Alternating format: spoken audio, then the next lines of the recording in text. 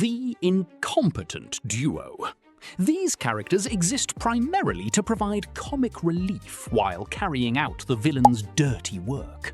Usually appearing in pairs, one is often slightly more intelligent or aggressive than the other, though both ultimately fail due to their own clumsiness.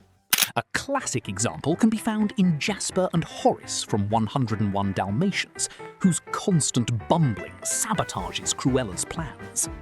Animation historians note that these characters trace their roots back to classic vaudeville comedy teams. They matter because they humanize the narrative, lowering the stakes just enough so young audiences do not become overwhelmed by the primary antagonist's malice. The Worshipful Lackey. This type of sidekick is defined by an absolute, often misplaced, devotion to their master. Characters like LeFou from Beauty and the Beast or Mr. Smee from Peter Pan spend their time inflating the villain's ego, managing their temper tantrums and anticipating their every need. They rarely possess true malice of their own, instead absorbing the morality of the person they serve. This dynamic allows filmmakers to show the villain's true nature through how they treat their closest admirer, which is almost always with cruelty and disdain. It highlights the isolating nature of villainy, proving that the antagonist cannot form genuine bonds. The Silent Animal Spy. Operating in the shadows, these sidekicks act as the eyes and ears of the main antagonist. Flotsam and Jetsam, the sinister eels from The Little Mermaid, or Maleficent's faithful raven Diablo embody this archetype perfectly. Unlike their human counterparts, these creatures rarely speak, relying instead on fluid, eerie movements to convey intent. They are crucial to the plot because they extend the villain's reach across the kingdom, discovering the hero's secrets and reporting back. Historically, this echoes ancient folklore where witches and dark sorcerers always had animal familiars to do their bidding. The scheming voice of reason. In some stories, the sidekick actually possesses more practical intelligence and foresight than the main villain.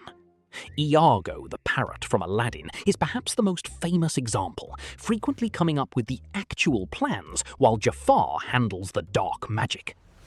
These characters are cynical, loud, and motivated heavily by self-preservation or a desire for luxury. They provide a grounded contrast to the villain's grand, sometimes delusional ambitions. When the villain refuses to listen to their sensible advice, it usually signals the beginning of the antagonist's downfall. The soft-hearted muscle. This category features physically imposing individuals who lack the cruel streak necessary to be truly evil.